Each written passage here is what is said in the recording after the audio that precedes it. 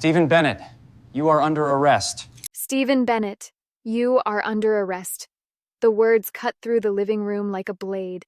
FBI agents stepped forward, handcuffs gleaming under the ceiling light. Stephen's wife, Haley, lunged toward Margaret, her face twisted with rage. "You old woman! You destroyed our lives!" But this moment, this arrest, this ending, it had all begun 3 weeks earlier on an ordinary Saturday morning. Margaret Bennett had turned 68 that spring, and certain routines remained sacred. Saturday mornings meant coffee on the porch, sweeping the driveway, and checking her car. Even after her husband John left, even after her son Stephen stopped calling regularly, this pattern held steady. It was something she controlled in a world that increasingly felt beyond her grasp. That particular Saturday looked like any other. The neighborhood was quiet. Birds called from the maple trees lining the street. Margaret finished her coffee, set the cup on the porch rail, and walked to the garage. Her old sedan sat waiting, familiar and dependable. She pulled out the creeper, a flatboard with wheels that let her slide underneath, and positioned it beside the front tire.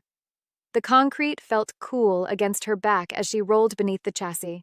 Her fingers reached for the oil drain plug, a motion she'd performed hundreds of times. But instead of smooth metal, her hand touched something else, something that didn't belong. Margaret's breath caught. The object felt rectangular, smooth, aggressively new. Nothing like the worn parts of her 15-year-old car. She fumbled for the flashlight clipped to her belt and aimed it upward. A small black box clung to the undercarriage, about the size of a deck of cards. Industrial magnets held it in place. And in one corner, a tiny red LED blinked slowly, rhythmically, like a heartbeat. Her nursing instincts took over. During 30 years in emergency rooms, Margaret had learned to observe before acting, to document before touching, to think clearly even when fear rose in her throat. That training surfaced now.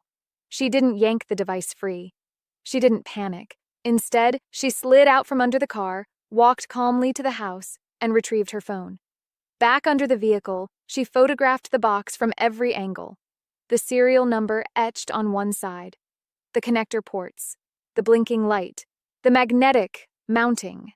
She captured it all with the methodical precision she'd once used to document patient injuries when police might need evidence later. Only then did Margaret allow herself to ask the question forming in her mind.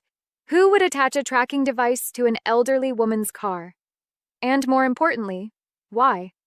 She went to the trunk and found a pair of latex gloves left over from her nursing days, a plastic evidence bag, too, the kind she'd used when handling items from assault victims. Moving carefully, she pried the device loose and sealed it in the bag. The magnets resisted, then released with a soft click. Inside the house, Margaret placed the bag on her kitchen table. She sat down in the wooden chair that had been hers for 20 years and stared at the small black box. The LED continued its patient blinking, visible through the clear plastic. Blink, blink, blink. Her mind began sorting through possibilities the way she'd once triaged patients in a crowded emergency room. Least urgent to most critical. Least likely to most probable. A wrong car? Unlikely. Her vehicle was generic, old, worthless to thieves. A mistake? Possible, but the placement looked deliberate, professional. Someone tracking her movements? But who would care where a retired nurse drove? Then Margaret remembered something. Tuesday afternoon, 3 days ago. Stephen had stopped by unannounced. "Mom, your car's getting old," he'd said, his voice carrying that false brightness people use when they're not being entirely honest. "Let me check it out for you.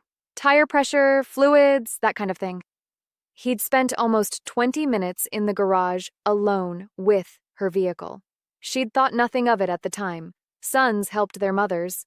That was normal, natural. But now, staring at this device, Margaret felt something cold settle in her stomach. Stephen had been under the car.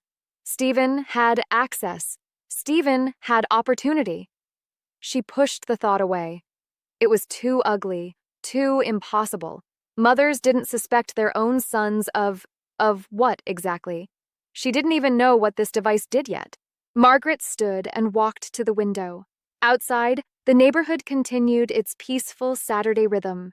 Mr. Chen watered his roses across the street. The Martinez family loaded camping gear into their van. Everything looked so ordinary, so safe.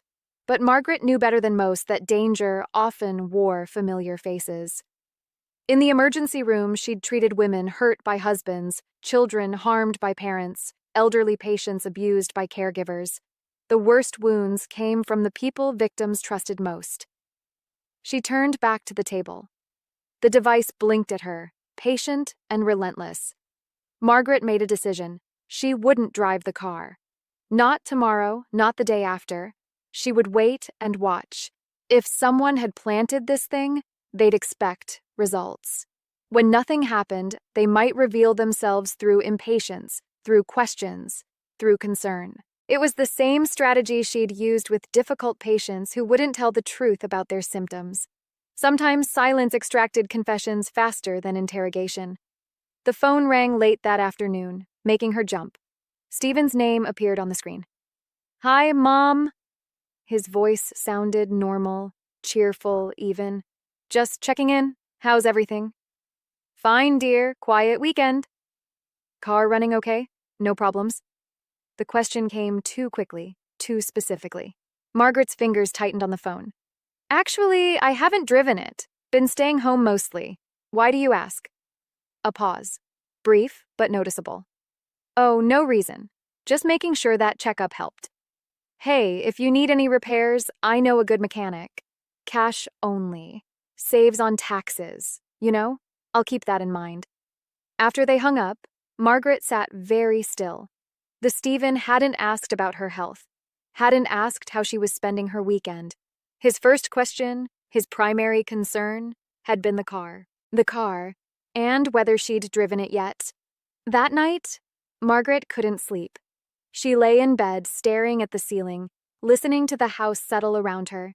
40 years she'd lived here, raised Stephen in this house, celebrated holidays, nursed him through illnesses, taught him to tie his shoes on that very kitchen floor. And now she was lying awake, wondering if her own son wanted to hurt her. The thought was absurd, impossible. Sons didn't harm their mothers. Except they did.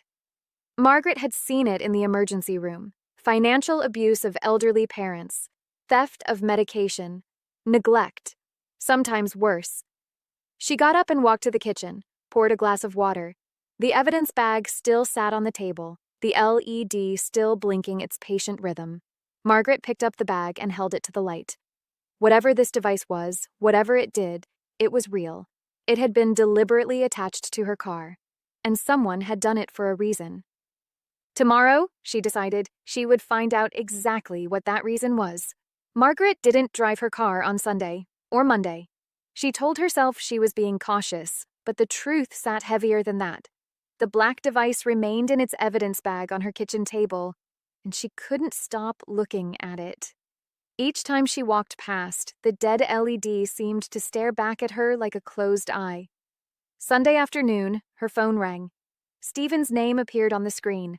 Margaret let it ring twice before answering, steadying her breath the way she used to before delivering bad news to patients' families. His voice sounded casual, almost cheerful.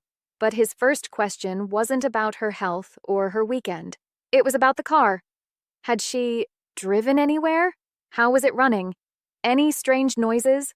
Margaret kept her answers vague. She'd stayed home mostly. Hadn't needed to go out. The car was fine as far as she knew. There was a pause on Stephen's end. Brief, but noticeable. Then came more questions, faster this time. If she did drive, would she let him know first? Had she considered taking it to a mechanic? He knew someone reliable, someone who wouldn't overcharge an elderly woman. The conversation lasted less than 5 minutes, but when it ended, Margaret sat staring at the phone in her hand. Stephen hadn't asked a single question about her. Every word had circled back to one thing: the car. Whether she'd used it, when she might use it, who would touch it if something went wrong. Monday morning brought another call, this time from Haley. Stephen's wife spoke in that bright, concerned tone people used when they were pretending to care. Was Margaret feeling all right? She'd been staying home so much lately. It wasn't healthy for seniors to become isolated. Maybe she should take a drive, just a short one, get some fresh air. Margaret thanked her and ended the call quickly. She stood at the kitchen window afterward, watching rain fall on the empty street. 2 calls in 2 days, both pushing her toward the car, both checking whether she'd driven yet. The pattern was becoming clear, and it terrified her. That afternoon, Margaret made a decision. She needed to know what else Stephen had access to. The device on her car was physical evidence, something concrete. But if he'd been planning this carefully, there would be more. Digital footprints. Traces in places she hadn't thought to look. Her laptop sat on the desk in the corner of her living room. Stephen had set up her internet connection a few months ago. He'd spent over an hour working on it, saying he was optimizing her security, making sure she had good virus protection. Margaret had been grateful. Technology confused her, and Stephen seemed so knowledgeable, so patient. Now that memory took on a different shade. Margaret opened the laptop and waited for it to boot up. The screen glowed to life, showing her usual desktop.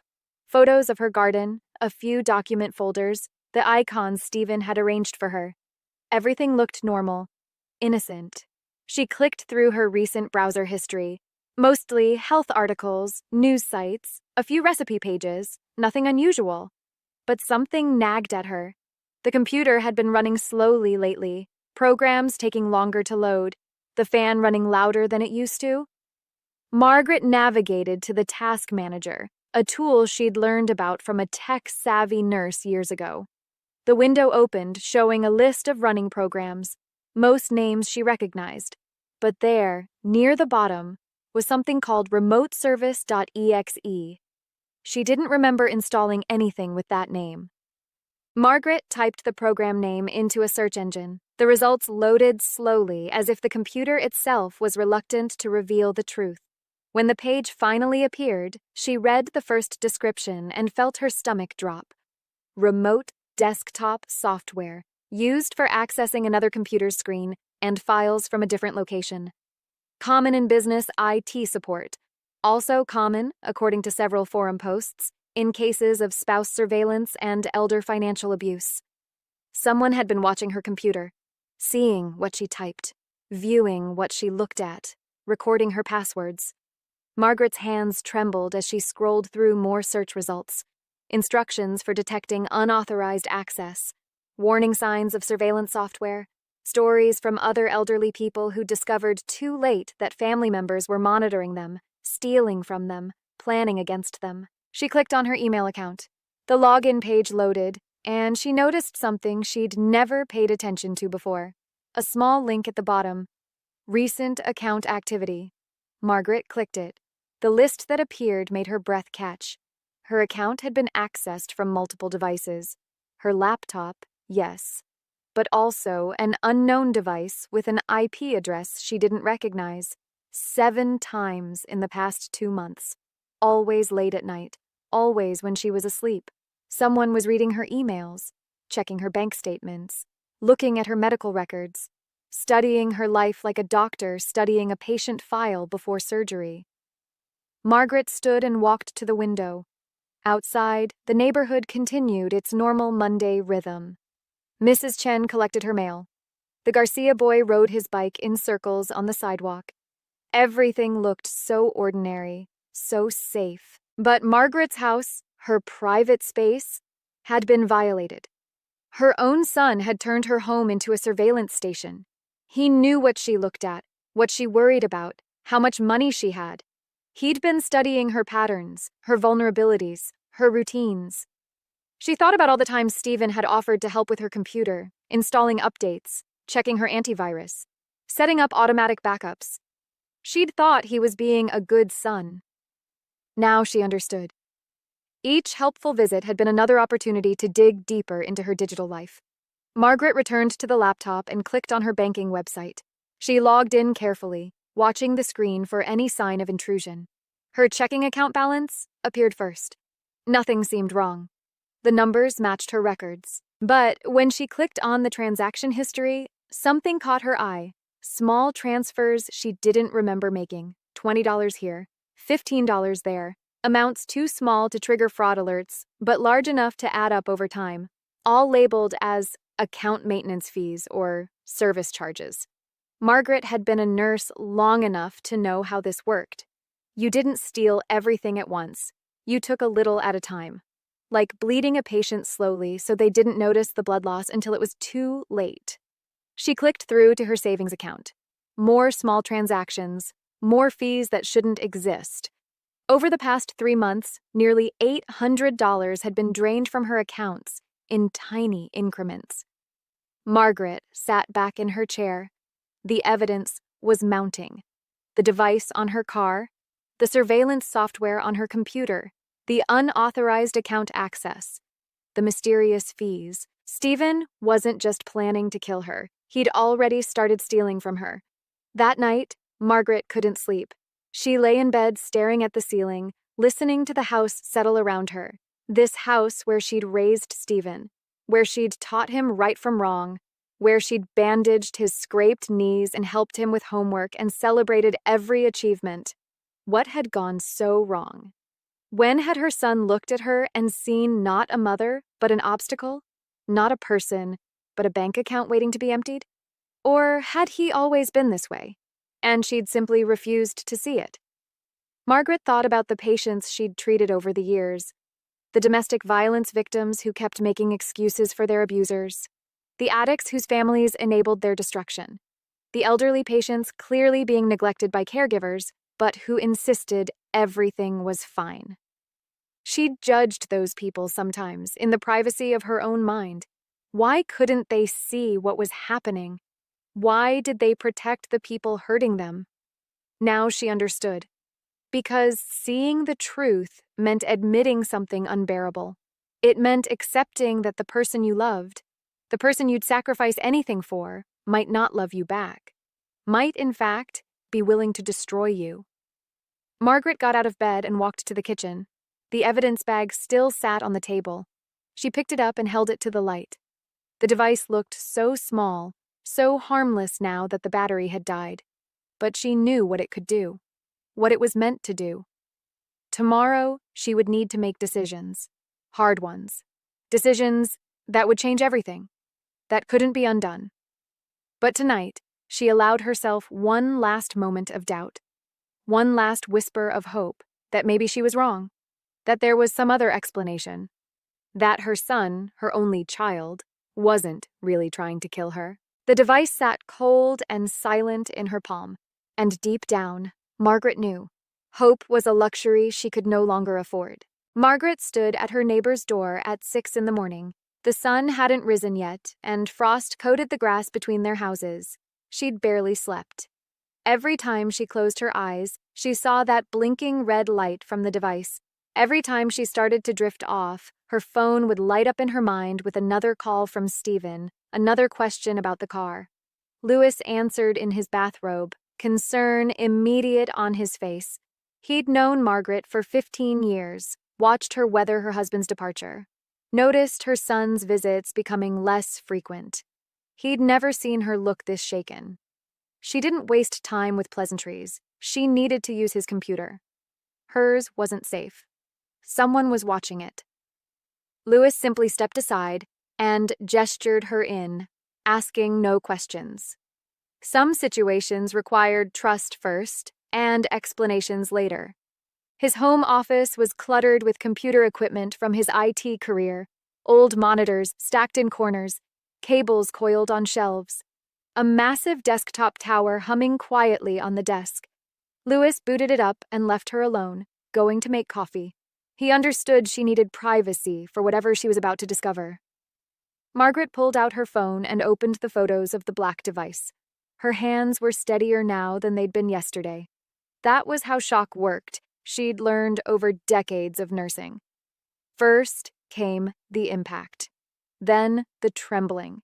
Then, finally, a cold clarity that allowed you to function.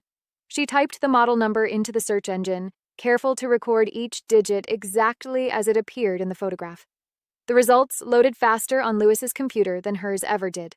The first link was a manufacturer's website. GPS vehicle tracking and remote control system, professional grade, fleet management certified. Margaret clicked through to the product specifications. Her eyes moved down the list of features, each one worse than the last. Real-time location tracking, movement history, speed monitoring. Those made sense for a tracking device. But then came the other capabilities: remote fuel system interruption, emergency brake activation, engine shutdown command, all controlled through a smartphone application.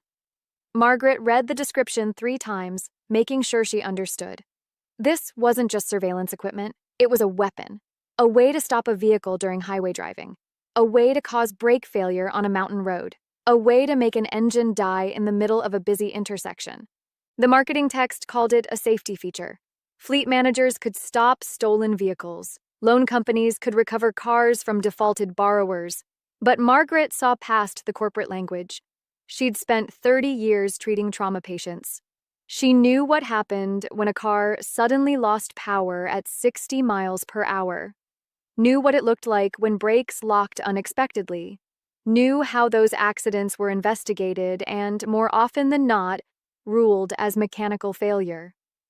She clicked on the customer reviews section. Most were straightforward. Business owners praising the reliability, repo companies reporting successful recoveries. But then Margaret found something else. A discussion forum linked at the bottom of the page. The forum was for private investigators and security professionals. The conversation thread was titled Alternative Applications. Margaret scrolled through posts from people discussing creative uses for remote vehicle control. Most were legitimate: tracking cheating spouses, monitoring teen drivers, standard surveillance work. But one post stopped her cold. A user with an anonymous profile had written about perfect accidents, how remote control devices left no physical evidence, how they could be removed after the fact, how investigators would find nothing but mechanical failure. The post had been deleted by moderators, but replies still referenced it. One person had called it brilliant. Another had said it was the future of clean hits. Margaret sat back in the chair. Her chest felt tight. The computer screen blurred for a moment before she blinked her vision clear. Stephen had put this device on her car. Stephen knew how it worked. And Stephen kept asking when she would drive, where she would go, whether anyone else would look at the vehicle. He was waiting for the right moment, the right road, the right circumstances to make her death look like an accident. Lewis appeared in the doorway with 2 mugs of coffee. He set one beside Margaret and looked at the screen. She watched his expression change as he read the product description. His jaw tightened. "Margaret!" She nodded. "I know. This isn't just tracking." "No." Lewis pulled up a chair and sat beside her. He scrolled through the page, reading silently. When he reached the technical specifications, he pointed at one line. "See this? The device logs all commands sent to it. If someone activates the remote control, there's a digital record. Date, time, which function was triggered." "Evidence," Margaret said quietly. "Evidence," Lewis confirmed, "but only if the device is still active and connected. If Stephen panics and removes it, that log might be erased." Margaret thought about the dead LED on the device sitting in her kitchen. The battery had run out, but the internal memory might still hold information. She pulled out her phone and showed Lewis photos of the device's label. "Can you tell how to access that?" Lewis studied the images, then turned back to his computer. He searched for technical manuals, firmware documentation, anything that might explain how to extract data from the device. 15 minutes passed in focused silence. Then he found a service manual intended for authorized technicians. "There's a USB port," he said, pointing at the diagram. "If we connect it to a computer with the right software, we can pull the command history. See if anyone's already tried to activate the kill switch." Margaret felt ice settle in her stomach. "You think he's already attempted it?" "I think we need to find out." They spent the next hour researching. Lewis downloaded the technical software, though it required professional credentials he didn't have.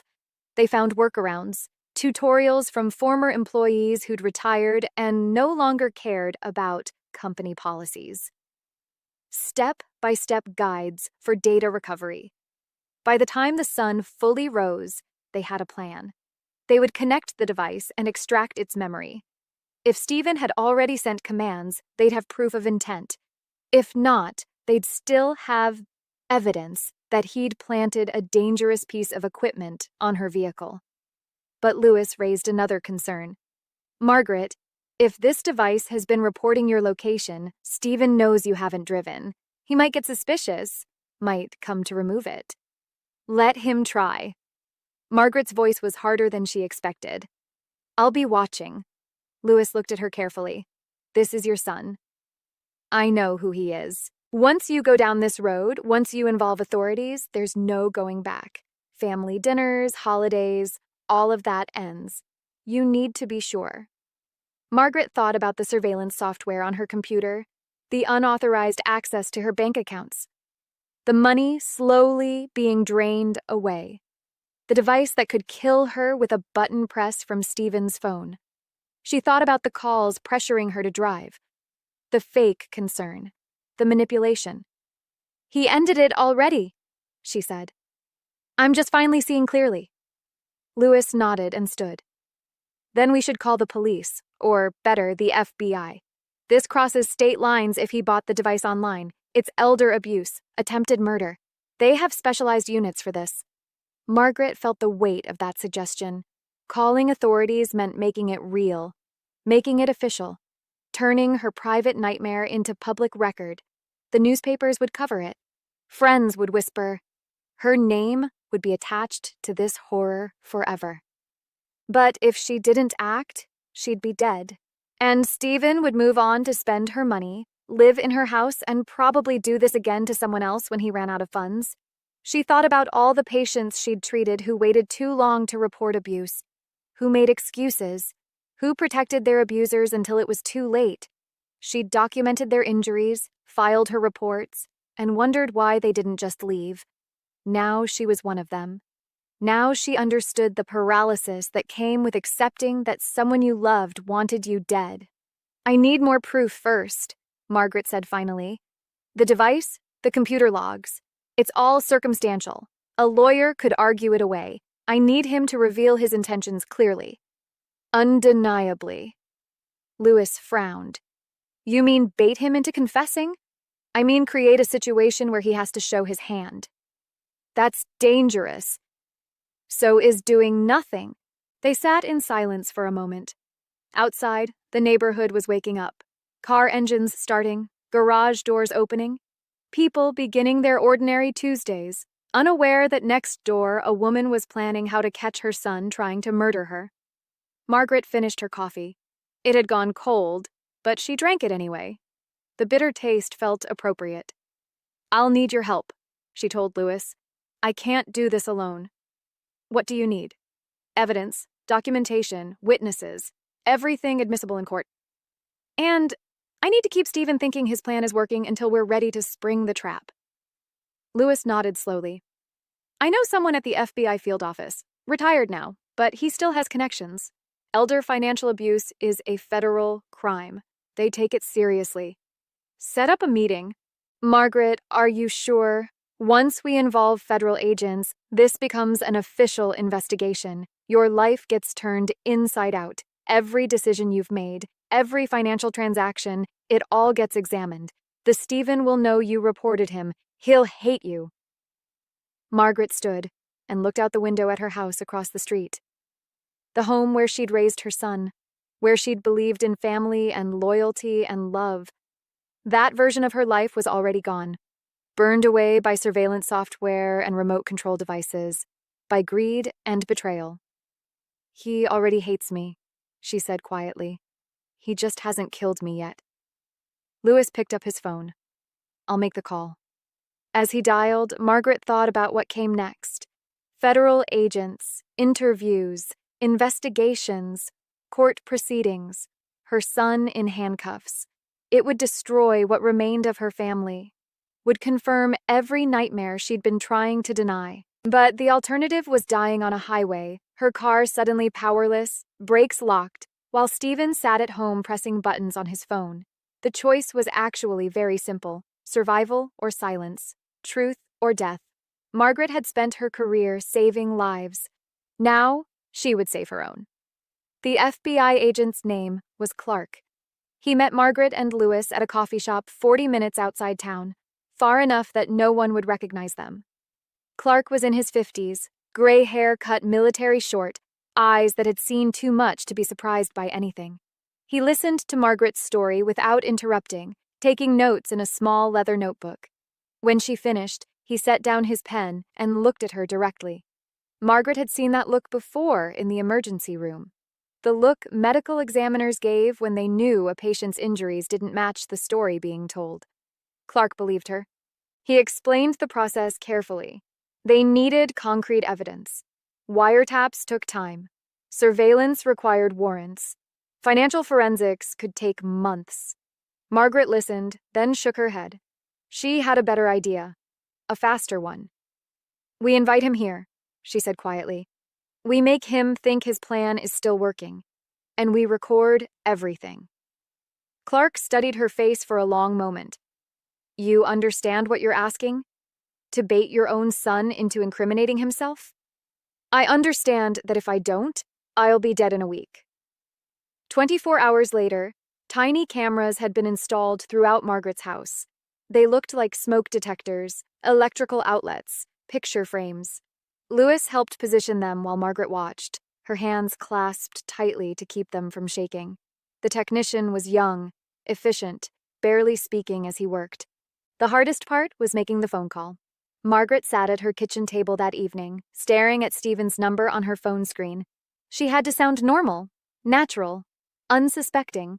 She pressed dial and forced lightness into her voice. Steven answered on the second ring. They exchanged pleasantries about the weather, about her week. Then Margaret mentioned she was thinking of driving to the grocery store tomorrow, maybe getting her hair done afterward. She needed to get out of the house. "That's great, Mom." Steven's response came too quickly, too eagerly. "Really good for you to stay active. Hey, why don't I swing by in the morning? Just want to double-check your tire pressure before you head out. Make sure everything's safe." Margaret's fingers tightened on the phone. "That would be lovely, dear. See you tomorrow." She hung up and sat very still. Steven was coming. He wanted access to the car again, perhaps to verify the device, perhaps to activate it once she was on the road. Her chest felt tight, but she forced herself to breathe slowly, evenly. This was what had to happen. Clark called an hour later to review the plan. Margaret would act normally, let Steven into the house. Guide the conversation carefully toward the evidence she'd prepared. The cameras would capture everything. Agents would be positioned outside, listening through hidden microphones. She would be safe. "And if he gets violent?" Margaret asked.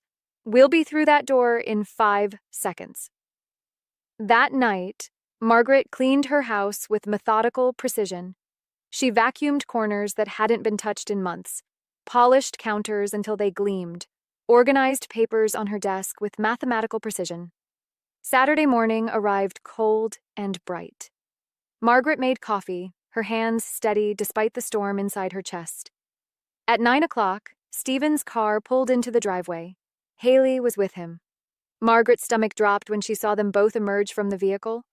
2 against 1 felt more dangerous somehow. She opened the door before they could knock. Steven smiled, and for just a moment, Margaret saw the boy he'd been. Then the moment passed, and she saw only the mask. "Morning, Mom. You look good. Come in, both of you. I just made coffee."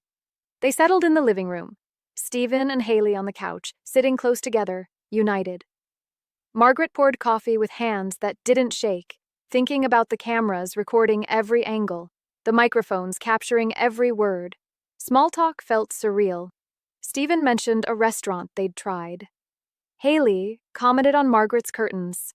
They asked about her plans for the day, where she'd be driving, what route she'd take. all perfectly casual questions that felt like knives. Margaret set down her cup.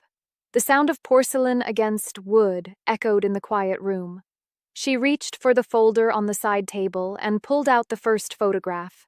The black device, clear and damning, positioned under her car chassis. She placed it on the coffee table between them. "Stephen, do you recognize this?" His smile froze. "What is it?" "I found it under my car, right where you were working last week." Margaret's voice stayed calm, clinical. "It's a GPS tracker with remote engine control. You can stop a car from your phone with this. Cut the fuel, lock the brakes." Stephen's face went blank. Haley's hand moved toward her purse, then stopped. Neither spoke. Margaret laid out more papers. Computer logs, bank statements, IP addresses. "Someone installed surveillance software on my laptop. The same someone has been accessing my accounts, taking small amounts, checking balances, planning." "Mom, this is crazy." "Is it?" Margaret met his eyes. "Because all of this traces back to you, Stephen. The dates match your visits. The IP address matches your home network. The device was planted when you had access to my car." Stephen stood abruptly. He paced to the window, his back to her. His shoulders were rigid, his hands clenched. When he turned back, something had shifted in his expression. The mask was cracking. "You don't understand the pressure I'm under." His voice came out strained. "The people I owe money to, they don't accept excuses. They don't care about payment plans. I needed—" He stopped, seeming to realize he was saying too much. "Needed what?" Margaret's question was soft but implacable. Haley stood, her voice sharp. "Stephen, don't—" But Stephen kept talking, the words spilling out like he'd been holding them too long. 300,000 in debt, Mom.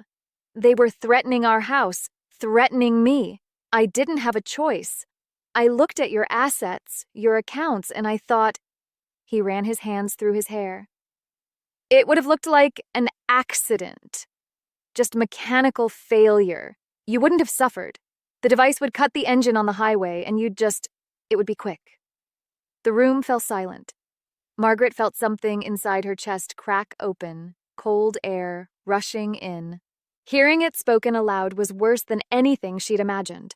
Her son describing her murder like a business transaction? And then what? Her voice sounded distant to her own ears. "You'd inherit the house, access my pension?" It was the only way out. Stephen's tone had turned pleading now. "Mom, try to understand. I was desperate. We were going to lose everything. I thought you'd lived a good life. You're older, and we needed me dead." Margaret finished. The kitchen door opened. Agent Clark stepped out first, followed by two others in FBI windbreakers. Their movements were practiced, efficient, almost gentle as they approached. "Stephen Bennett, you're under arrest for attempted murder, elder financial abuse, and conspiracy to commit fraud." Everything happened quickly after that. Rights being read, handcuffs clicking into place, Stephen's face going pale as he realized what he'd just confessed to, what had been recorded. Haley screamed. She lunged toward Margaret, restrained by an agent before she got close. "You set him up. You ruined our lives." Margaret stood very still, watching her son being guided toward the door. Stephen stumbled slightly, catching himself. He looked back at her once, his expression a mixture of shock and something that might have been betrayal, as if she had wronged him, as if she was the criminal. "Mom, don't." Margaret's voice cut through the chaos. "Don't say another word." They took him away, took them both away. The house emptied quickly, agents gathering equipment. Lewis appearing from outside where he'd been waiting, his face stricken. Suddenly, Margaret was alone in her living room, staring at the coffee cups still sitting on the table. 3 cups, like a normal family visit. She walked to the window and watched the cars pull away. Watched Stephen's head bowed in the back seat. Watched until they turned the corner and disappeared. Lewis touched her shoulder gently. "Margaret, are you—" "I'm alive," she said. "That's what matters." But as she stood there in her empty house, Margaret wondered if that was entirely true. Part of her had died in that room, the part that believed in unconditional family love, the part that thought her son would never truly hurt her. That part was gone, carried away in the back of a federal vehicle. That evening, Agent Clark called with updates. Formal charges would be filed Monday. There would be depositions, court appearances, probably a trial. Margaret listened, thanked him, ended the call. Then she sat in the growing darkness, not bothering to turn on lights. Outside, the neighborhood continued its Saturday evening rhythm, families having dinner, children playing in yards, normal life happening all around her. Margaret wondered if she'd ever feel normal again. The trial lasted 3 weeks. Margaret attended every day, sitting in the same seat in the gallery, wearing the same navy suit she'd worn to countless hospital board meetings in her nursing career. She watched prosecutors present evidence with methodical precision. The black device, entered as Exhibit A. Computer surveillance logs, Exhibits B through F. Bank statements showing unauthorized transactions, Exhibits G through M. Each piece of paper another stone in the wall being built around her son. Margaret testified on day 4. The prosecutor, a sharp woman named Jennifer Chen, asked her to describe finding the device. Margaret spoke in the clear clinical voice she'd developed over 30 years of nursing. No emotion, just facts. She recounted the Saturday morning routine, the strange object under her car, the blinking red LED, described investigating rather than confronting, finding surveillance software, unauthorized account access. The pattern that emerged: Stephen's defense attorney tried to paint her as paranoid, suggested elderly people often misunderstood technology, became confused about family intentions. Margaret met his questions with the same steady composure she'd used when doctors questioned her assessments in emergency rooms. Facts were facts. Her age didn't make her blind. The jury's expressions hardened as they listened. 12 ordinary people hearing how a son plotted to murder his mother for inheritance money. How he'd researched insurance policies with the thoroughness of an accountant. This wasn't desperate impulse. This was calculation. Haley faced separate charges: document forgery, conspiracy, identity theft. The prosecution revealed emails between her and Stephen discussing funeral costs versus benefit payouts, debates about when to sell Margaret's house for maximum profit, arguments about splitting insurance money, all written casually, like planning a vacation instead of matricide. Margaret sat through every revelation with folded hands.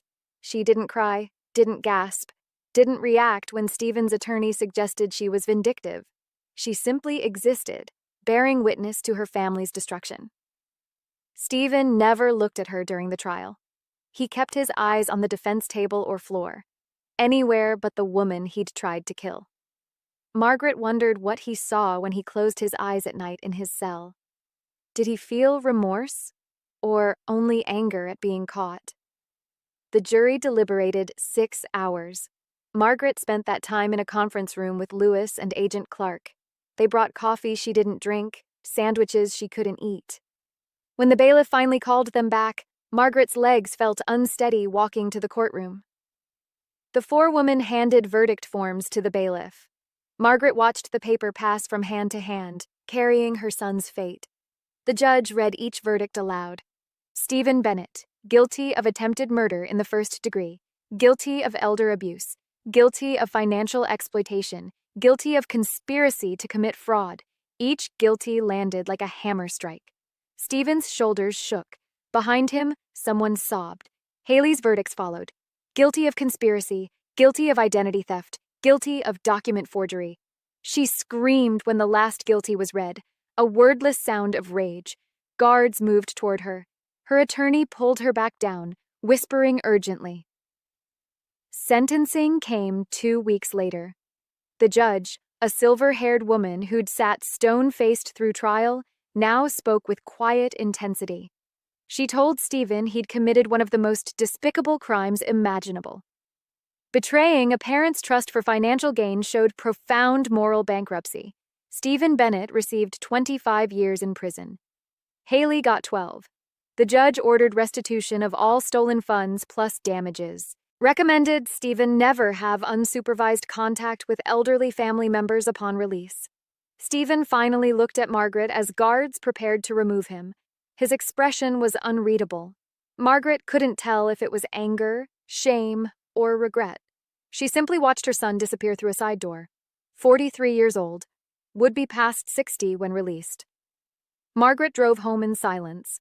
Lewis had offered to stay with her, but she'd declined. Some things required solitude. She pulled into her driveway as the sun set, painting her small house golden. Same white siding, same blue shutters, same flower boxes, but everything had changed. Inside, the house felt hollow. Margaret walked through rooms that suddenly seemed too large. The living room where Stephen had confessed, the kitchen where they'd arrested him. Every space held contaminated memories. She made tea and sat at the kitchen table, the same table where she'd first examined the device. How many meals had she shared with Stephen here? How many homework sessions and birthday celebrations? All of it rewritten now by betrayal. The phone rang throughout the evening. A week later, the local senior center called. They'd followed the trial. Would Margaret speak to their members about elder financial abuse? About recognizing warning signs? About protecting themselves from family predators? The request felt enormous. Margaret wasn't ready to be a spokesperson, a cautionary tale. But she thought about statistics Agent Clark had shared. 1 in 10 seniors experienced financial abuse, usually by family. Most never reported it. Many died before abuse was discovered. She agreed to speak. The first engagement was small. 15 seniors in a community room. Margaret stood at a podium with shaking hands and shared her story, described the device, the surveillance, the betrayal, explained gathering evidence and contacting authorities, emphasized that age didn't mean helplessness. The questions were pointed. Didn't she feel guilty?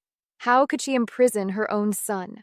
What about family loyalty? Margaret answered honestly. Yes, she felt guilty. Yes, it hurt. But being murdered would have hurt more. Family loyalty couldn't be one-directional. When children became predators, protection became necessary. An older woman in back described her daughter's boyfriend accessing her accounts. Small amounts disappearing. She'd been afraid to cause family drama. But Margaret's story gave her courage. They exchanged information afterward. Margaret provided Agent Clark's contact, emphasized documentation. Take pictures, save emails, record conversations if legal. Build evidence before confronting. Protect yourself first, worry about relationships second. Driving home, Margaret felt something shift. Purpose, maybe? Or distraction from pain. Either way, helping others navigate this nightmare gave her days structure, turned tragedy into something potentially useful. But nights remained difficult. Margaret lay awake thinking about Stephen as a child, the boy who'd cried at sad movies, who'd helped plant flowers, who'd called every Sunday after college. When had that person disappeared? Or had he ever really existed? She thought about John, too, her husband who'd left years ago under circumstances she'd never fully understood. They'd been distant so long, communication reduced to occasional awkward calls. Did he know about Stephen's arrest? Did he care? 3 months had passed since the trial ended. Margaret had settled into a new routine built on silence and purpose. Speaking engagements at senior centers gave her days structure. Nights remained difficult, but she'd learned to function through the emptiness. Her doctor scheduled a follow-up appointment downtown. Margaret had been avoiding medical checkups, using the trial as an excuse, but the calls kept coming. Blood work, routine scans. The maintenance required for a 68-year-old body couldn't be postponed forever. The hospital sat in the heart of the city, 40 minutes from her quiet suburb. Margaret took the bus. She'd sold her car after the trial, unable to look at it without seeing that blinking red light. Public transportation felt safer somehow, despite being slower. The appointment took 3 hours. Waiting rooms, blood draws, a doctor who spoke too quickly about cholesterol and bone density. Everything came back normal, which should have been reassuring but felt hollow instead. Her body was fine. Everything else had shattered. Margaret left the hospital just after 2 in the afternoon. November air bit through her coat as she walked toward the bus stop 6 blocks away. The city looked different than she remembered. Dirtier. More people clustered in doorways. Wrapped in blankets or cardboard? She'd worked emergency rooms long enough to recognize desperation. 2 blocks from the bus stop, something made her slow her pace. Across the street, near a small park that was really just concrete and dead trees, someone bent over a trash can. An older man, his back curved with exhaustion, wearing a jacket held together by stains and time. He reached into the trash with careful precision, pulling out aluminum cans one by one. Margaret had passed dozens of homeless people on her walk. This one shouldn't have been different, but the way he moved, methodical, precise, familiar somehow, made her look twice. The light changed. She crossed the street, her feet carrying her closer without conscious decision. The man was placing cans into a plastic bag, his hands working with practiced efficiency. Those hands triggered something in Margaret's memory. The shape of them. The way the fingers moved. She stopped 15 feet away. The man stiffened, sensing her presence. Most people walked past quickly, eyes averted. He must have expected her to do the same. John? The name escaped before Margaret could stop it. The man turned. Margaret's breath caught. The face was weathered, covered in gray beard, deep lines carved through skin damaged by weather and time. But underneath everything, she recognized him. The jaw, the eyes, the scar above his left eyebrow from a childhood bike accident he'd told her about 45 years ago. Her husband, living on the streets. Margaret, his voice was rough, damaged. You shouldn't be here. What are you doing here? The question came out sharper than she intended. What happened to you? John glanced around nervously, checking if anyone was watching. Just go, please, just walk away and forget you saw me. Walk away? Anger cut through Margaret's shock. You disappeared 4 years ago. No explanation. No contact. And now I find you like this, and you want me to just walk away? Yes. His response was immediate, desperate. That's exactly what I want. Margaret moved closer. Up close, the deterioration was worse. His clothes smelled of sweat and exhaust. His fingernails were cracked and black. A half-healed scab ran along his cheekbone. This was her husband, the man she'd built a life with, reduced to collecting cans from trash bins. This is where you've been? She gestured at the trash can, the bag of aluminum. This is what you left us for? I didn't leave you for this. John's voice cracked. I left you so you wouldn't end up like this. The words made no sense. Margaret shook her head, trying to process. What does that mean? It means you need to go. Now. Before someone sees you with me. Before who sees? John, what are you talking about? John looked past her, scanning the street with paranoid intensity. You don't understand. If they know you're connected to me, if they think you know anything. He stopped abruptly, as if catching himself. Who? Know what? Margaret reached toward him, but John flinched away. The rejection stung. It doesn't matter. John picked up his bag. You have your life, Margaret. Your house, your safety. I can't be part of that anymore. You're living on the street. How is that better than... It keeps you safe. John met her eyes, and Margaret saw something there that looked like grief. Old grief. Carried grief. That's all that matters now. Margaret wanted to scream at him, wanted to shake him until he explained. But standing in this park with her husband transformed into a stranger, she couldn't find the words. The life she'd imagined he was living, somewhere else, with someone else, happy and selfish and free, had been completely wrong. He wasn't free. He was trapped in something she didn't understand. I don't understand any of this, she said finally. I know, and that's how it has to stay. John shifted his bag to his other shoulder.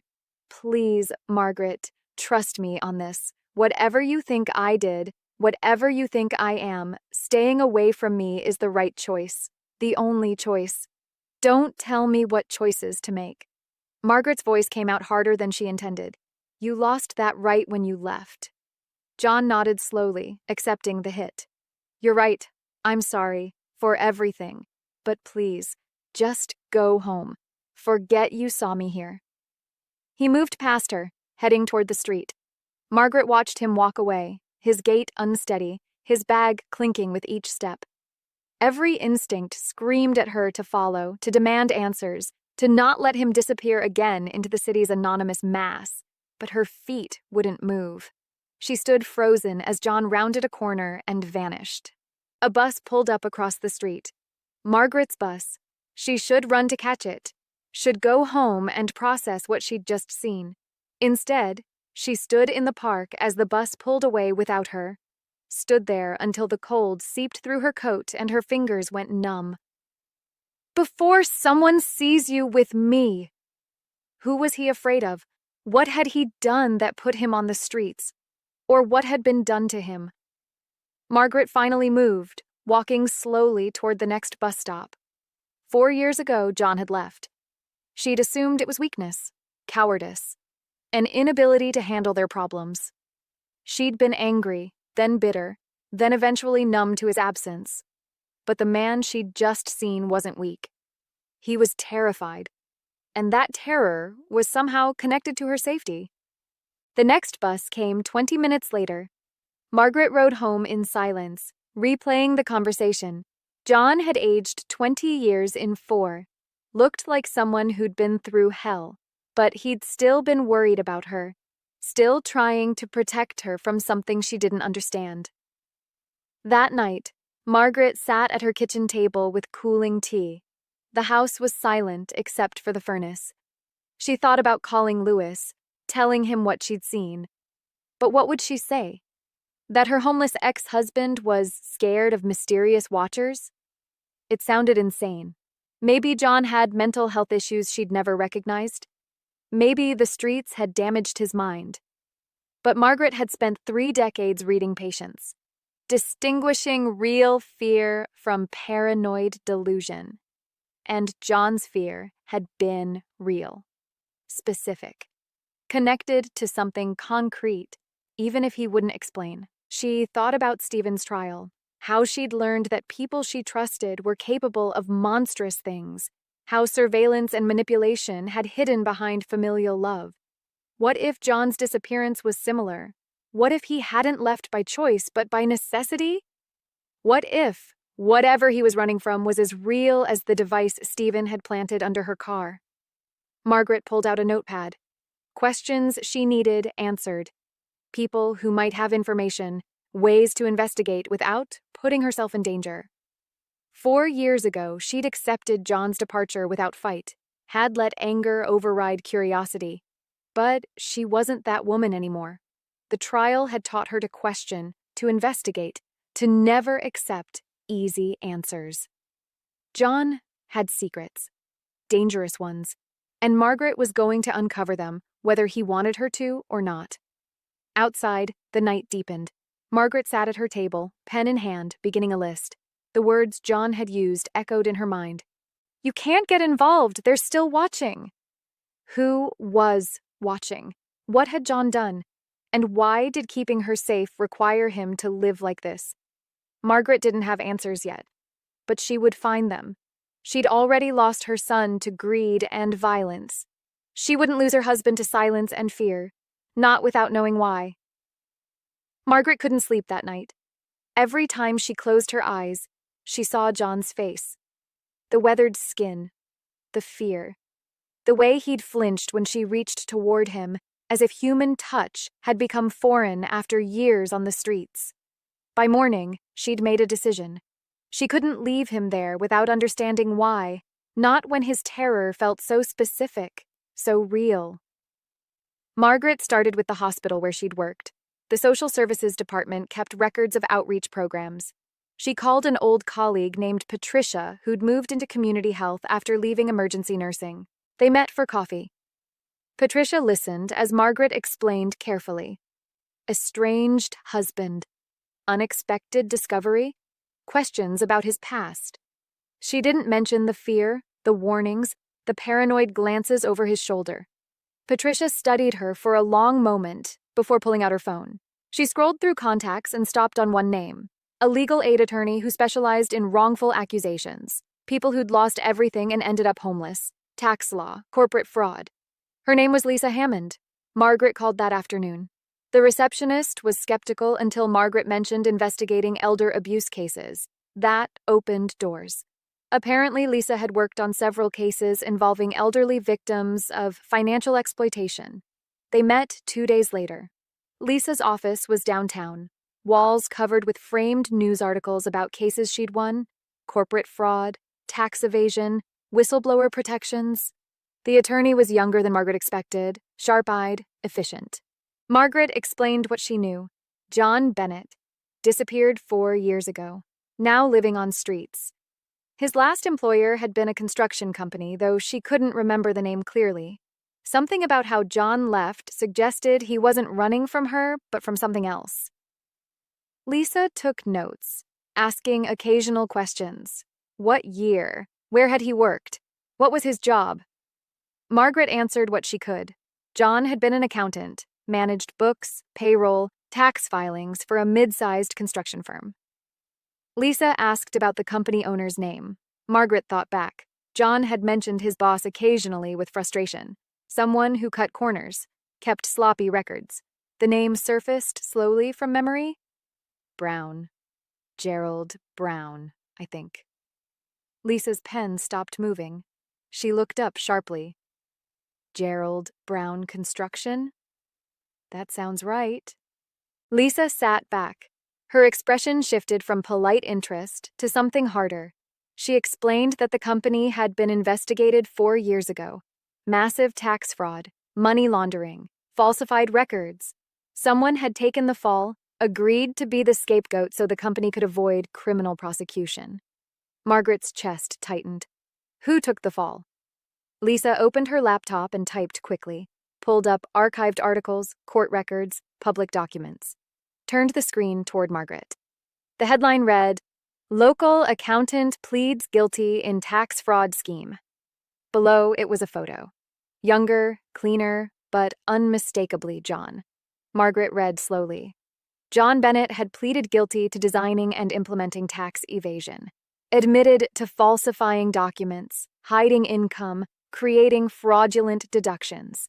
The plea included no prison time but permanent prohibition from financial work, restitution payments, probation, complete destruction of his professional reputation. The company received a fine but avoided criminal charges. Gerald Brown had cooperated with investigators and been cleared of wrongdoing. Margaret's hands felt cold against the desk. John wouldn't do this. He was meticulous about following rules. Lisa closed the laptop.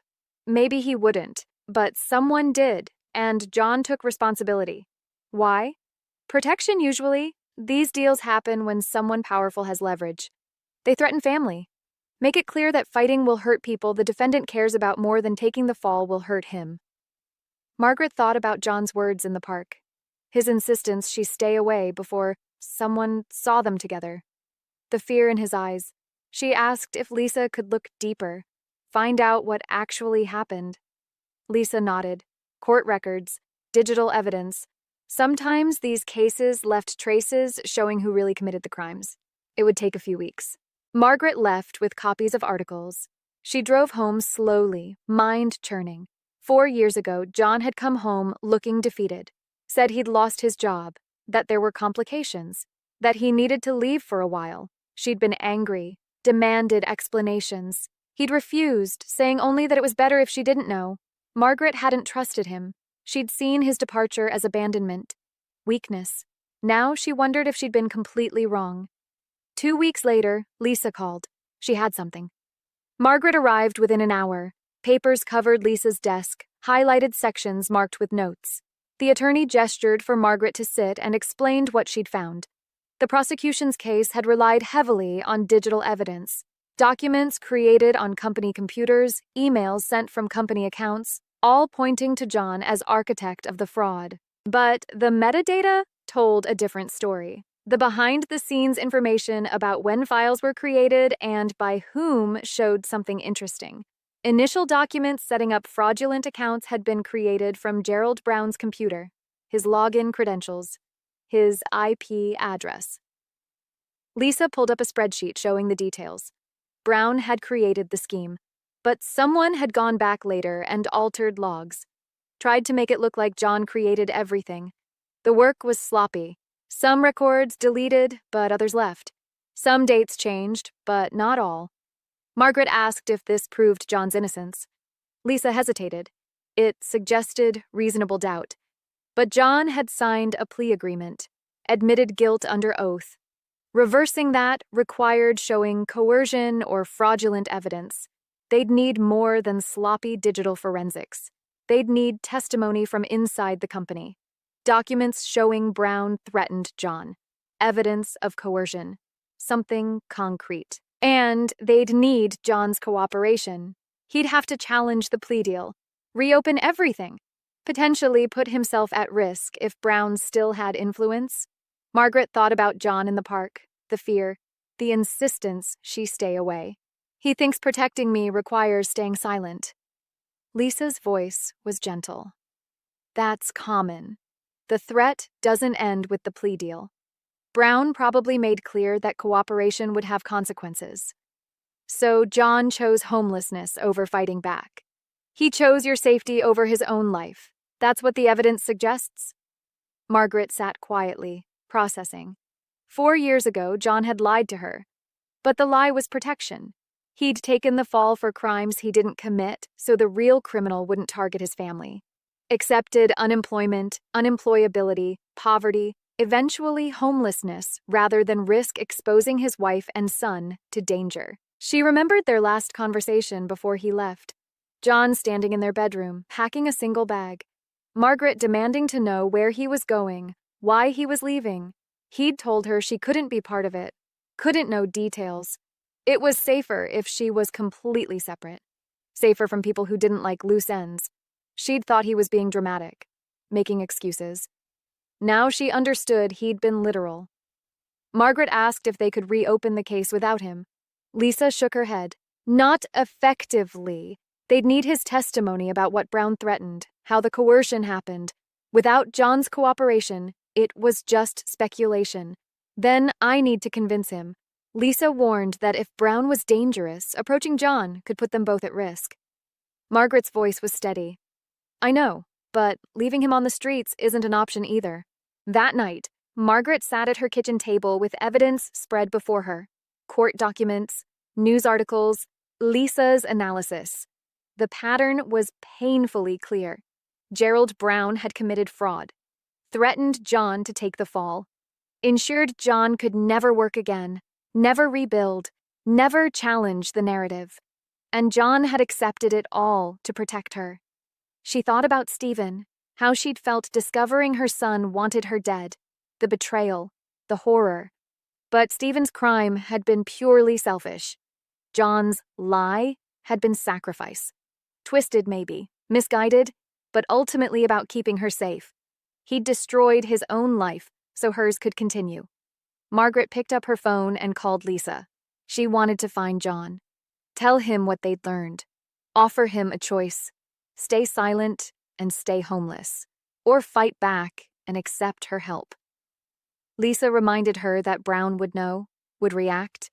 Margaret's response was immediate. Let him react. I've already faced down one person who wanted me dead. I can handle another. Outside, night had fallen. Margaret looked at her reflection in the dark window.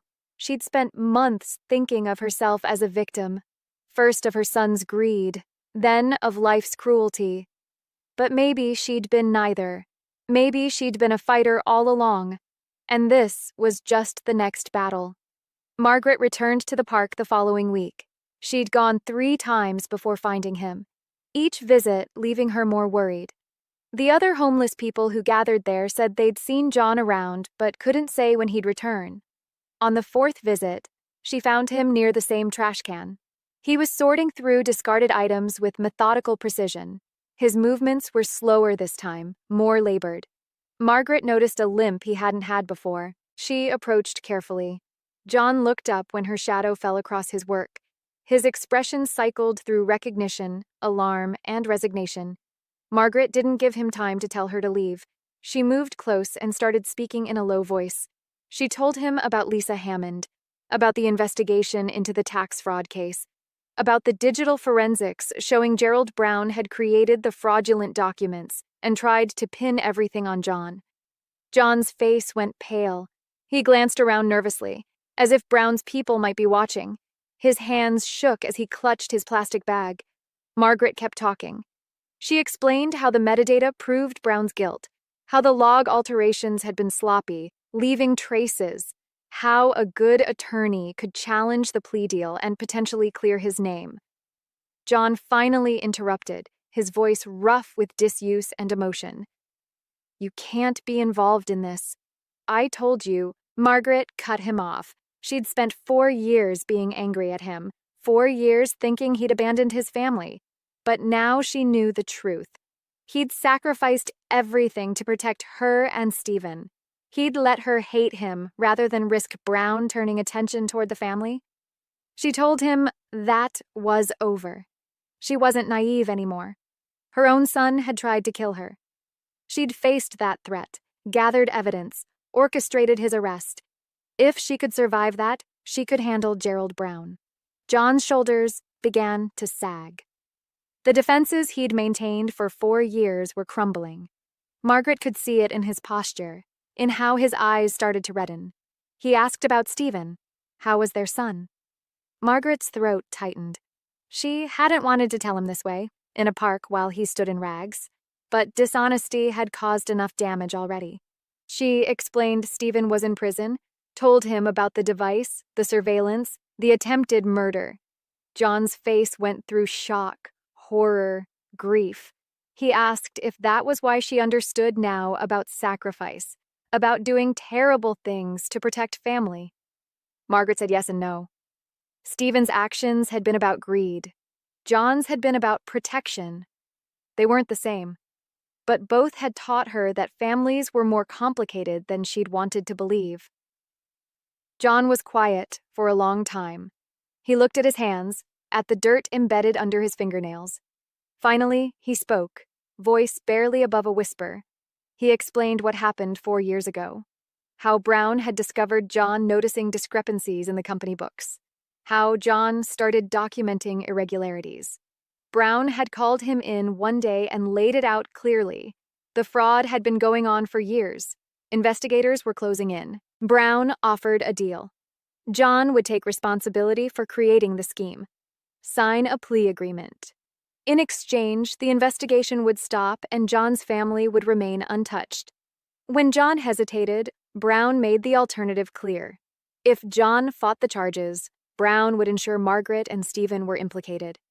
He had documents that could be altered, bank accounts that could be tied to fraud. Brown had connections in law enforcement, in courts. John's choice had been simple: destroy himself alone, or watch his entire family go down. Margaret listened with growing anger, not at John, but at Brown, at the manipulation, at using John's love as a weapon. She asked why John hadn't told her the truth back then. John explained Brown had people watching. If Margaret had known, if she'd tried to help, Brown would have seen it as a threat. The deal required complete separation. John had to cut ties entirely. Any contact could be interpreted as undermining the agreement. So, he'd left. Let Margaret think the worst. Better to be hated and have her safe than loved and have her in danger. Margaret felt tears building but pushed them back. Now was time for action. She told John she'd rented a motel room. He needed to shower, eat, sleep in a bed. Then, they'd meet with Lisa and discuss options. Figure out how to challenge the plea deal. Expose Brown's crimes properly. John shook his head. Too dangerous. Brown would retaliate. Margaret's response was firm. Brown was a white-collar criminal. He manipulated documents and threatened legal action. He wasn't a mob boss. They could protect themselves, get restraining orders, have Lisa petition for protection. do this legally and safely. But they couldn't do it with John living on streets, vulnerable and isolated. He had to accept help, had to trust she could handle consequences. John looked at her for a long moment. Margaret saw the internal struggle. 4 years of protecting her by staying away versus exhaustion of survival. 4 years of sacrifice versus possibility of redemption. Finally, he nodded. They walked slowly to where she'd parked. John moved stiffly, his body damaged by years of rough living. Margaret wanted to ask about his health, but those questions could wait. The motel was 30 minutes away, deliberately far from John's usual area. Margaret had paid cash, used a fake name. John showered for 40 minutes. Margaret sat listening to the water run, thinking about all that had been broken and might now be repaired. When he emerged, clean and wearing clothes she'd bought, he looked more like himself. Still too thin. Still marked by hardship, but recognizably John. They ordered food. John ate slowly, carefully, as if his body had forgotten how to process real meals. Between bites, he talked more about the past 4 years, the dangerous shelters, the soup kitchens that ran out, the gradual loss of everything he'd once taken for granted. Margaret told him about her life too, the loneliness, Stephen's increasing distance, the trial, her speaking engagements. They were catching up on 4 years in a single evening, bridging a gap that had seemed permanent. That night, John slept in the motel bed while Margaret took the chair. She'd brought blankets. She didn't want to leave him alone yet, didn't trust he wouldn't disappear again. Morning came. They drove to Lisa's office. The attorney had prepared paperwork for challenging the plea agreement, documents for protective orders, statements to be filed explaining the coercion, the false evidence, Brown's threats. Lisa explained what would happen next. The court would review their petition, likely order an investigation. The process would take months. Brown would be notified. Things might get difficult before they got better. John's hand shook as he signed papers. Margaret put her hand over his, steadying it. They were in this together now. Whatever came, they'd face it as partners. Lisa made copies, promised to file the next morning, told them to document any threats, keep records of everything. They left as the sun was setting. Margaret drove John to a small apartment she'd rented. Nothing fancy, just a studio with a bed, kitchenette, basic furniture. A place for him to rebuild while the legal process unfolded. John stood in the doorway, looking at the space. At clean sheets, the stocked refrigerator, towels in the bathroom. His voice cracked when he thanked her. Margaret told him thanks weren't necessary. They were family. Broken, damaged, complicated family.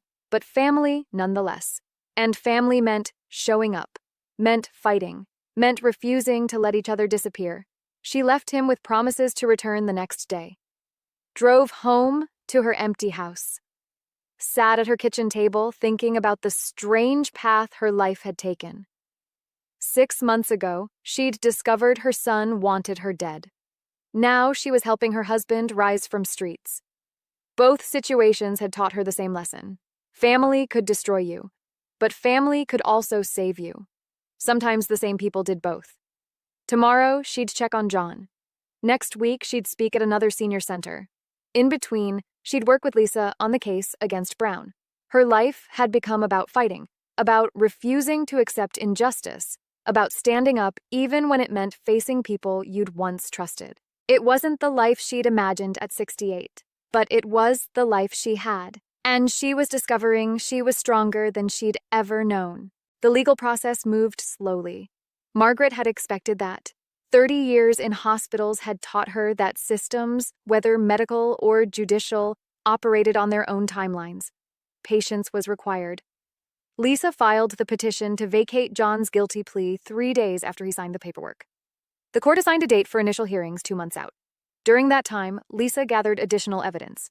She subpoenaed financial records from Brown's company, requested emails and internal documents, interviewed former employees who'd left after the fraud investigation. Margaret checked on John daily during those months. He'd moved into the small studio apartment and was slowly rebuilding routines, showering regularly, eating proper meals, sleeping in a bed. The physical transformation was remarkable. Within weeks, he'd gained weight. The hollow look in his eyes began to fade, but psychological damage ran deeper. John startled at unexpected sounds, checked windows obsessively, refused to go outside except when necessary. 4 years on streets had taught him that safety was temporary, that comfort could be stripped away without warning. Margaret understood. She'd felt similar paranoia after discovering Stephen's device, the sense that danger lurked everywhere, that trust was a luxury she could no longer afford. The preliminary hearing arrived in late January. Margaret sat beside John as Lisa presented their case. The evidence was laid out methodically.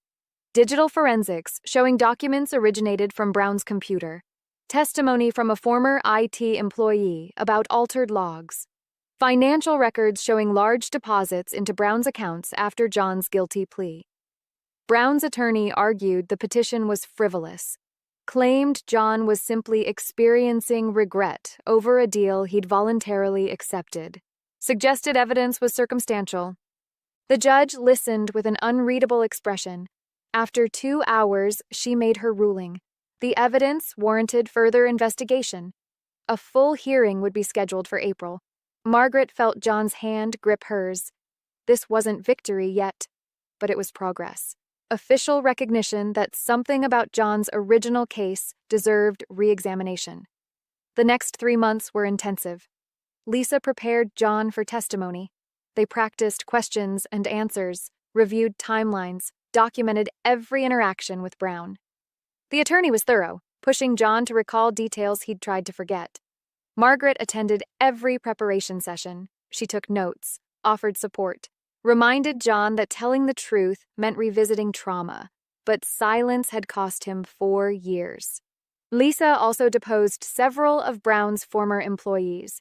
Some refused to cooperate, still fearful, but others spoke carefully about the company's practices, the falsified invoices, the hidden accounts, the atmosphere of intimidation. One employee, a bookkeeper who'd left shortly after John's plea deal, provided particularly damaging testimony. She described being pressured to backdate documents, to create false paper trails. She'd been afraid to speak during the original investigation, worried about losing her job. But 4 years had given her distance and courage. The full hearing arrived on a cold morning in April. The courtroom was crowded. Local reporters had picked up the story. Elderly man wrongfully convicted, living homeless while real criminal prospered. It had elements that drew attention. Margaret sat watching Brown enter with his legal team. He looked prosperous, confident, untouched by the years that had destroyed John. His suit was expensive. His posture relaxed. That confidence began to crack as Lisa presented her case. She walked the court through evidence with precision, showed metadata proving Brown had created the fraudulent documents, displayed the clumsy log alterations, presented testimony from the bookkeeper about being pressured to falsify records. John testified on the second day. Margaret watched him walk to the witness stand, shoulders straight despite obvious nervousness. Lisa guided him through his story, his work at the company, noticing discrepancies, confronting Brown, the threats that followed. John's voice remained steady as he described the choice Brown had given him. Accept responsibility or watch his family be destroyed. He explained how Brown had shown him documents that could implicate Margaret and Stephen, how Brown had connections, how the plea deal had seemed like the only way to protect people he loved. Brown's attorney cross-examined aggressively, suggested John was lying to avoid consequences, implied he was bitter, seeking revenge, asked why, if threats were real, John hadn't reported them. John's answer was simple. He'd been terrified. Brown had power, connections, resources. John had nothing except a family he was trying to keep safe. The cross-examination continued for hours. Margaret watched jurors' faces. Some looked skeptical initially, but as questioning went on, As Brown's attorney became increasingly aggressive while John remained calm and consistent, expressions shifted. Skepticism gave way to consideration. Then to belief. Brown testified in his own defense. He denied everything, claimed John had acted alone, suggested current allegations were fabricated, insisted he'd cooperated fully with the original investigation and been cleared. Lisa's cross-examination was surgical. She asked about the metadata. Brown claimed he didn't understand technical details. She asked about timing of deposits to his accounts. Brown said they were unrelated business transactions. Then Lisa asked her final question, voice calm but pointed. Mr. Brown, if John Bennett was truly responsible for all the fraud, why did you personally deposit $300,000 into an offshore account 2 days after his guilty plea was finalized? The courtroom went silent. Brown's confident expression faltered. His attorney objected, but the judge overruled. The financial records were already in evidence. Brown stammered through an explanation about legitimate business expenses, but his certainty had evaporated. The jury saw it. Margaret saw it. Closing arguments came the next day. Brown's attorney argued reasonable doubt, suggested reliance on circumstantial evidence, reminded jurors that John had originally pleaded guilty. Lisa's closing was quieter but more effective. She walked jurors through evidence chronologically, document creation dates, log alterations, financial transfers, intimidation tactics. A pattern emerged that was impossible to dismiss. She ended with a simple statement. John Bennett spent 4 years homeless because he tried to protect his family from a powerful man who threatened them. The jury deliberated for 8 hours. Margaret and John waited in a conference room down the hall. Neither spoke much. The weight of 4 years, of everything lost and potentially regained, sat heavy between them. When the bailiff finally called them back, Margaret's legs felt unsteady. John's hand trembled in hers as they walked to the courtroom. The jury forewoman stood. She was older, maybe in her 60s, with the steady bearing of someone who'd lived long enough to recognize truth when she heard it. The judge asked if they'd reached a verdict. The forewoman confirmed they had. On the matter of whether John Bennett's guilty plea should be vacated, the jury found that it should. Evidence clearly showed coercion and false evidence. John Bennett was innocent of the charges he'd pleaded guilty to. On the matter of whether Gerald Brown should face charges for fraud and witness intimidation, the jury recommended immediate criminal investigation. Margaret felt tears come, hot and unexpected. John's shoulders shook beside her. 4 years of homelessness, 4 years of suffering, reversed in a single moment. The judge spoke next, her voice carrying authority that silenced the courtroom's murmurs. John Bennett, this court recognizes that you were a victim of criminal coercion. Your guilty plea is hereby vacated. Your record will be expunged. You are entitled to restitution for lost wages and damages. She turned to Brown. Gerald Brown, you are ordered to surrender your passport. Criminal charges will be filed. Bail is set at $500,000. Brown's face had gone pale. His attorney was already whispering urgently, but the damage was done. After 4 years of living free while John suffered, Brown would finally face consequences. The courtroom emptied slowly. Reporters tried to approach, but Lisa guided Margaret and John through a side exit. They drove to Lisa's office in silence, the weight of what had just happened still settling. In Lisa's conference room, they reviewed next steps. Criminal charges would take months to process. Brown would likely go to trial. John might need to testify again, but the hardest part was over. The truth was official now, recognized by courts and juries. Margaret drove John back to his apartment as the sun was setting. They sat in the parked car for a moment, neither ready to separate yet. John spoke first, his voice rough. I kept thinking during those years that maybe I deserved it, that maybe I'd made the wrong choice. Should have fought harder, should have trusted you to understand. Margaret shook her head. You made the choice you thought would keep us safe. That's what love looks like sometimes. Sacrifice. What about Stephen? Is he? John couldn't finish. He's getting help, counseling. It'll be years before he's released. Margaret paused. I don't know if we'll ever have a relationship with him again, but at least now you and I. Her voice caught. John reached over and took her hand. Not the hand of a homeless stranger collecting cans. The hand of her husband, still scarred, still marked by hardship. But finally, coming home, they sat together as darkness fell, two people who'd been broken by betrayal beginning to understand that healing was possible. Slow, painful, incomplete, but possible. Tomorrow would bring new challenges. Brown's criminal trial, media attention, rebuilding a life that had been destroyed. But tonight, they had this. Recognition. Justice. Each other. It wasn't everything they'd lost, but it was enough to start again. Margaret stood at the podium in the Senior Center's community room. It was 6 months after John's exoneration, and she'd been invited to speak again. But this time, the story was different. This time, it had an ending that wasn't just survival, but something closer to redemption. 50 seniors filled the room. Some she recognized from previous talks. Others were new, brought by word of mouth or family members who'd heard about the woman who'd faced down 2 different kinds of family betrayal and lived to tell about it. She began with the familiar part, finding the device under her car, the surveillance software, the trap that caught Stephen, the trial and conviction. The audience listened with the same horrified attention they always did. Elder abuse by children shocked people, no matter how many times they heard about it. But then Margaret shifted to the second story, the homeless man she'd found in the city, the husband who'd disappeared 4 years earlier, the investigation that revealed sacrifice instead of abandonment, the legal battle to clear his name and punish the real criminal.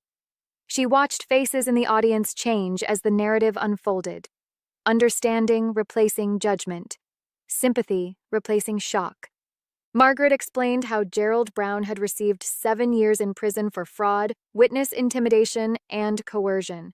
How John had received full restitution and a formal apology from the state.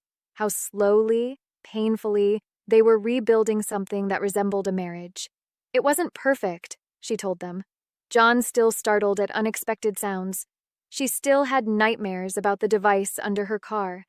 They were both marked by what they'd endured, but they were healing. Learning to trust again, finding ways to exist together after years of forced separation. An elderly man in the front row raised his hand. What about your son? Do you talk to him? Margaret paused. This question came up often. People wanted to know if reconciliation was possible, if family bonds could survive such profound betrayal. She answered honestly. Stephen called occasionally from prison. Brief conversations, awkward attempts at apology. Margaret listened, but didn't forgive. Not yet. Maybe not ever. She'd learned that forgiveness wasn't required for survival, that sometimes keeping distance was the healthiest choice. I hope he changes, Margaret said. I hope he gets help and becomes someone different, but I don't have to be part of that process. My job was to stop him from killing me. What he does with his life after that is his responsibility. A woman near the back spoke up, her voice shaking slightly. How did you know? When to act? I have a daughter who keeps asking to borrow money, small amounts. She says it's temporary, but it's been 3 years. Margaret recognized the tone, the desperate hope that suspicion was wrong, the desire for reassurance that family members couldn't really be predators. She couldn't give that reassurance. Instead, she offered tools, document everything, keep records, trust instincts. If something feels wrong, investigate. Don't assume love means blind trust. Protect yourself first, worry about hurt feelings second. After the talk, several people approached with their own stories. A man whose nephew had taken over his finances and slowly drained his accounts. A woman whose son had forged her signature on a reverse mortgage. An elderly couple whose daughter had moved into help and gradually isolated them from friends and other family. Margaret listened to each story, provided contact information for attorneys and social services, emphasized the importance of acting before situations became irreversible. She thought about how common this was. How many elderly people were being victimized by the people they'd raised, trusted, loved. She drove home as the sun was setting. The house she'd lived in for 40 years. The house Stephen had grown up in. The house that now felt different, marked by everything that had happened within its walls. John was waiting when she arrived. He'd started coming over for dinner several times a week. Not living there yet, they both needed space to heal separately before they could fully be together. But present, trying. They made dinner together, simple pasta, salad, wine, conversation that was easier now than it had been months ago. They talked about John's job search. He couldn't work in finance anymore, but he'd found part-time work doing bookkeeping for a nonprofit. It wasn't much, but it was honest work. A beginning. Margaret told him about the talk, the questions, the stories people had shared. John listened quietly, occasionally nodding. He understood now that her speaking engagements weren't just about helping others. They were about making meaning from trauma, turning their nightmares into warnings that might save someone else. After dinner, they sat in the living room. The same room where Stephen had confessed. The same room where FBI agents had made their arrest. Margaret had considered moving, starting fresh somewhere without these memories, but she'd decided against it. Running from places didn't erase what had happened. Better to stay and reclaim spaces, make new memories that could coexist with the old ones. John reached over and took her hand. "Do you think we'll be okay? Really okay?" Margaret considered the question. Were they okay? No, they were damaged, traumatized, still learning how to be in the same room without flinching at shadows.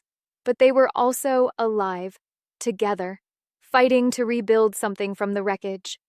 "I think we'll be something," she said finally. "Maybe not what we were before, but something real, something earned." John nodded. They sat in comfortable silence, two people who'd lost everything learning that sometimes losing everything meant you could rebuild without the weight of past assumptions. Margaret thought about the message she wanted to leave, not just for the seniors in community centers, but for herself, for anyone who'd discovered that family could be dangerous. Love wasn't enough. Trust had to be verified. Kindness needed boundaries, and protecting yourself wasn't cruelty, it was wisdom. She'd learned that her son could plot her murder while smiling, that her husband could sacrifice everything out of misguided protection, that the people closest to you could destroy you intentionally or accidentally, with malice or with love. But she'd also learned she was stronger than she'd imagined, that at 68 she could still fight, still investigate, still refuse to be a victim. Age didn't mean helplessness.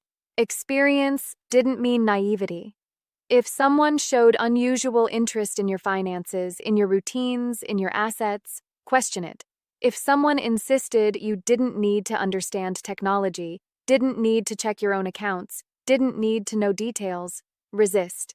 If someone said they were protecting you by keeping you in the dark, demand light. Margaret had survived because she'd questioned, because she'd documented, because when her instincts screamed danger, she'd listened. Not everyone would face a son who planted kill switches or a husband who took the fall for corporate fraud. But everyone would face moments when trust competed with self-preservation, when family loyalty competed with personal safety.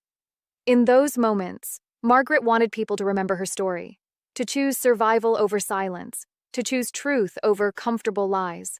She'd lost her son to prison and her husband to 4 years of homelessness. Her family would never be what it was. But she'd gained something too. Self-knowledge, strength, the understanding that she could endure more than she'd thought possible. Margaret squeezed John's hand. Outside, night had fully fallen. Inside, 2 damaged people sat together, not yet healed but no longer alone. It wasn't the ending she'd imagined for her life, but it was honest. And after years of lies and secrets and betrayals, honesty felt like grace. Tomorrow would bring new challenges, but tonight, this moment, was enough. She was alive. She was safe. She had fought and survived. And that, Margaret thought, was the only ending that mattered.